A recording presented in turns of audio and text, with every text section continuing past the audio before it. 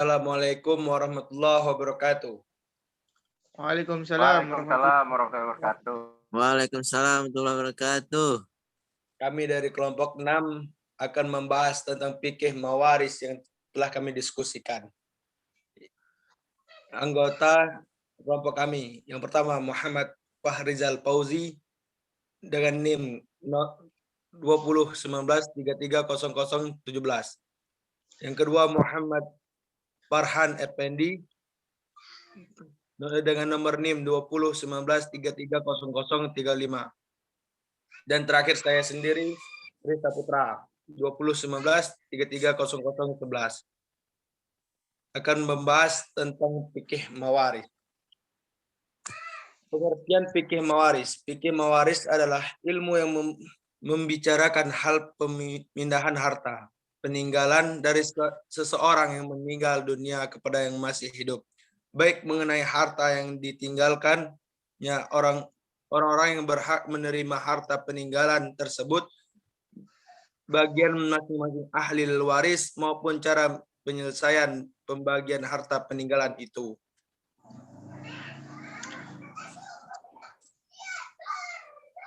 Yang rukun waris yang akan dibaca oleh Farhan Effendi. Waktu dan tempat, silakan. Rukun waris adalah sesuatu yang harus ada untuk mewujudkan bagian harta waris, di mana bagian harta waris tidak akan didapatkan bila tidak ada rukun-rukunnya.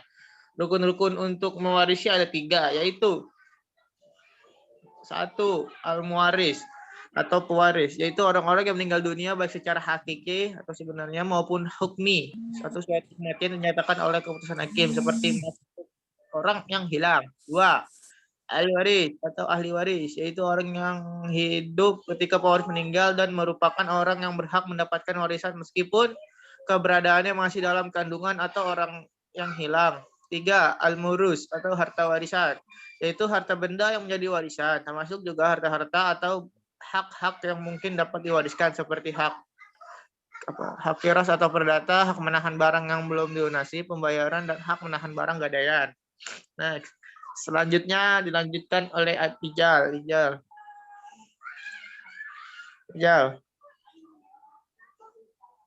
Belum muncul. Syarat waris adalah sesuatu yang karena ketiadaannya maka tidak akan ada proses pembagian warisan.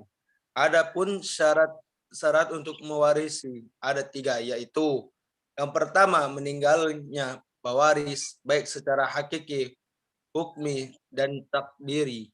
Yang kedua, tidak hidupnya ahli waris pada saat pewaris meninggal dunia baik secara hakiki atau hukmi.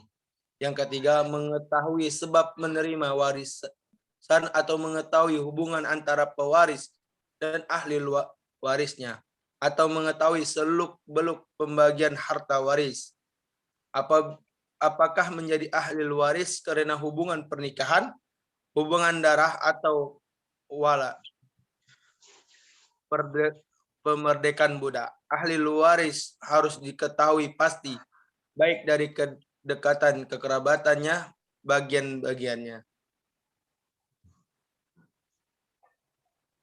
Sebab mendapatkan waris.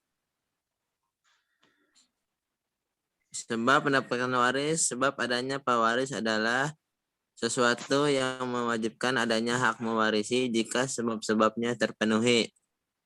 Demikian juga hak mewarisi menjadi tidak ada jika sebab-sebabnya tidak terpenuhi. Sebab-sebab mewarisi yang disepakati oleh para ulama ada 3, yaitu sebagai berikut. Next.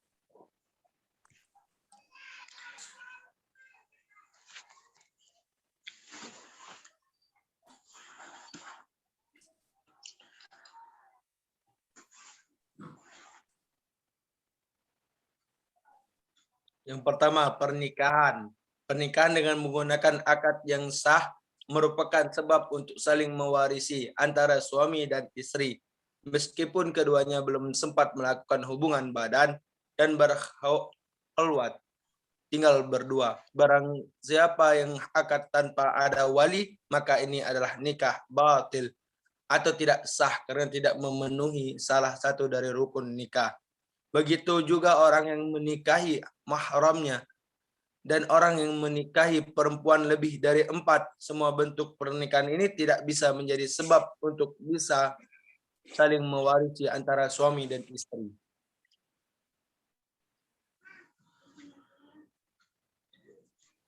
Yang dilanjutkan oleh cek Dua, kerabat Tuhan. atau kerabatnya.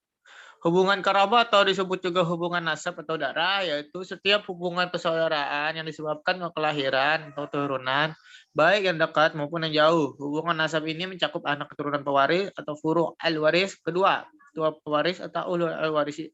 Ketiga, saudara-saudara pewaris atau hawashi, baik laki-laki perempuan yang sekandung, seayah atau seibu. Paman pewaris atau umumah, baik paman kandung ataupun seayah maupun laki-laki dari keduanya, serta kemerdekaan budak atau wala, laki-laki atau perempuan, atau dengan sebab rahim zawil arham. Next. Hadis tentang mawaris dari Ibnu Abbas radhiyallahu anhu, ia berkata bahwa Rasulullah SAW bersabda, berikan bagian warisan kepada ahli warisnya, selebihnya adalah milik laki-laki yang paling dekat dengannya dengan mayit. Rawahu Bukhari nomor 6746 dan Muslim nomor 1615.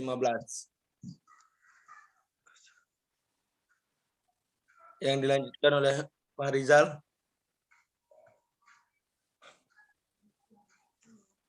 Sebentar sinyalnya.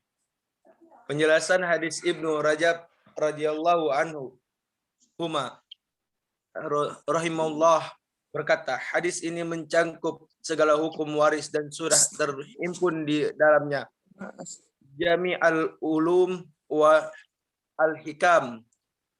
Hadis kedua dari halaman 419, para ulama berbeda pendapat mengenai makna hadis. Berikan bagian warisan kepada ahli warisnya.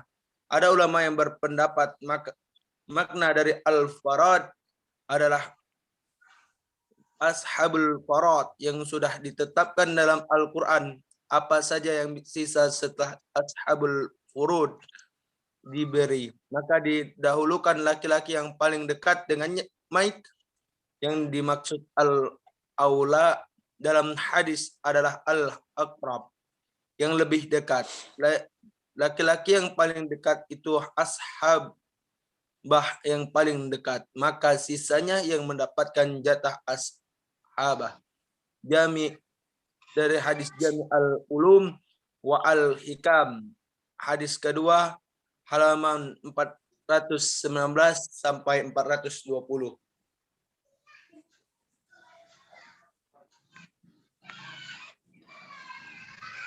Mungkin hanya itu yang bisa kami sampaikan. Apabila ada kekurangan, salahnya dari kami. Apabila kelebihan, datangin dari Allah Subhanahu wa taala. Syukran kasiran. Wassalamualaikum warahmatullahi wabarakatuh.